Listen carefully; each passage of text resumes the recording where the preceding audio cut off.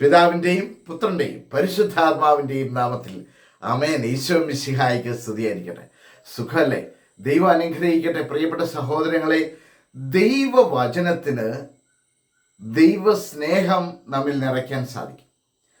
ഞാനും നിങ്ങളുമൊക്കെ ഒരു വചനം ഇങ്ങനെ ഉരുവിടുമ്പോൾ, പല ആവർത്തി ഉരുവിടുമ്പോൾ, ആ വചനത്താൽ ദൈവസ്നേഹം നമ്മുടെ അധരങ്ങളിലൂടെ ഈ വചനം നാം ഉച്ചരിക്കുമ്പോൾ, നാം പുറത്തേക്ക് നമ്മുടെ അധരങ്ങളിലൂടെ ഈ വചനം പുറത്തേക്ക് വരുമ്പോൾ, ആ വചനം നമുക്ക് ചുറ്റും ദൈവസ്നേഹത്തിൻ്റെ ഒരു വലയം തീർക്കും. നമ്മൾ ചുമ്മാതിരിക്കുമ്പോഴത്തേക്ക് ഒരു വചനം ഒന്ന് ആവർത്തിച്ച് പറഞ്ഞു നോക്കി, ഒരു പ്രത്യേകമായ സമാധാനം നമ്മുടെ ഉള്ളിൽ നിറയുന്നതായി നമുക്ക് അനുഭവപ്പെടും. നാം അതുവരെ അനുഭവിച്ചു കൊണ്ടിരുന്ന ഓരോ വിഷമങ്ങളും അറിയാതെ നമ്മുടെ ഉള്ളിൽ ഇതൊരു ട്രയലായിട്ട് ഞാനും നിങ്ങളുമൊക്കെ ഒന്ന് എടുത്തു നോക്കിയാൽ നിങ്ങൾക്കും എനിക്കും തന്നെ മനസ്സിലാവും. അതുകൊണ്ട് കഴിഞ്ഞ 2-ാം തീയതി മുതൽ ഈ 7-ാം തീയതി വരെ, ഇന്ന് മാർച്ച് മാസം 8-ാം തീയതിയാണ്, 2 മുതൽ 7 വരെ പഠിച്ച വചനങ്ങൾ ഒരിക്കൽ കൂടി നിങ്ങളൊന്ന് ആവർത്തിച്ച് പറയാൻ ശ്രമിക്കണം കേട്ടോ. വചനം സെക്കറിയ പ്രവാചകന്റെ പുസ്തകത്തിൽ നിന്നായിരുന്നു. 1-ാം അധ്യായവും 2-ാം അധ്യായവുമാണ് നാം പഠിച്ചത്. 1-ാം അധ്യായത്തിൽ നിന്ന് 1-2 വചനങ്ങൾ, 2-ാം അധ്യായത്തിൽ നിന്ന് കുറച്ച് വചനങ്ങൾ. ഈ വചനങ്ങൾ ഒരിക്കൽ കൂടി കർത്താവ് നമ്മുടെ ഇടയിലും നമ്മുടെ കൂടെ വസിക്കുമെന്ന് പറഞ്ഞ വചനങ്ങളാണ്.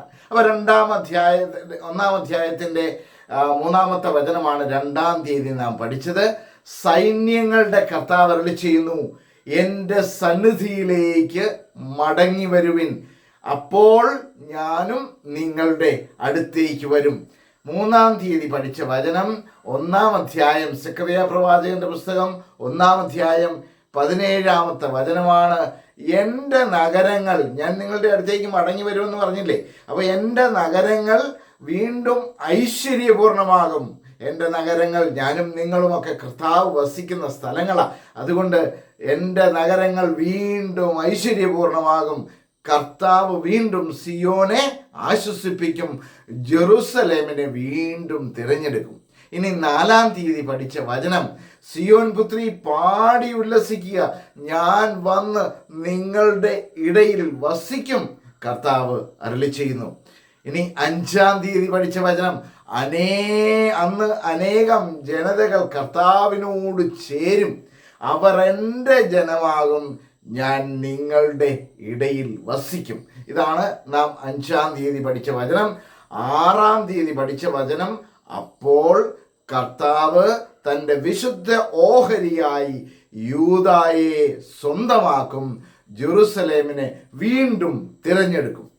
ഈ 7-ാം തീയതി പഠിച്ച വചനം, മർത്യരേ, കർത്താവിൻ്റെ സന്നിധിയിൽ നിശബ്ദരായിരിക്കുവിൻ, കർത്താവിൻ്റെ സന്നിധിയിൽ നിശബ്ദരായിരിക്കുവിൻ, അവിടുന്ന് തൻ്റെ വിശുദ്ധ വസതിയിൽ നിന്ന് എഴുന്നേറ്റിരിക്കുന്നത് നമ്മുടെ ഇടയിൽ വസിക്കാൻ, നമുക്ക് ചുറ്റും സ്നേഹത്തിൻ്റെ വലയം തീർക്കാൻ, നമുക്ക് ജീവിതത്തിൽ സമാധാനവും സന്തോഷവും നൽകാൻ കർത്താവ് വീണ്ടും എന്നെയും നിങ്ങളെയും തിരഞ്ഞെടുക്കും, നമ്മുടെ ഉള്ളിൽ വസിക്കും.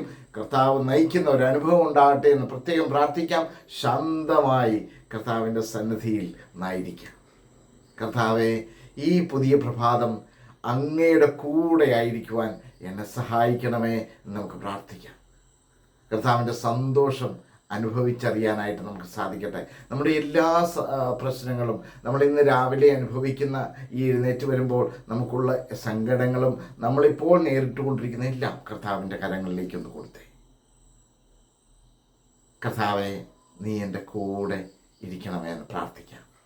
ഈശോ വളരെ ശാന്തമായി ഈശോയുടെ കൂടെ ഇരിക്കാൻ ആഗ്രഹിച്ച് ഈശോ നമ്മളെ അനുഗ്രഹിക്കും കേട്ടോ. തീർച്ചയായിട്ടും നിങ്ങളെയും എന്നെയും അനുഗ്രഹിക്കും, യാതൊരു സംശയമില്ല. കർത്താവെ, കൂടെ വരണമേ, കൂടെ വസിക്കണമേ, എൻ്റെ കരം പിടിച്ചോളണമേ. ആമേൻ.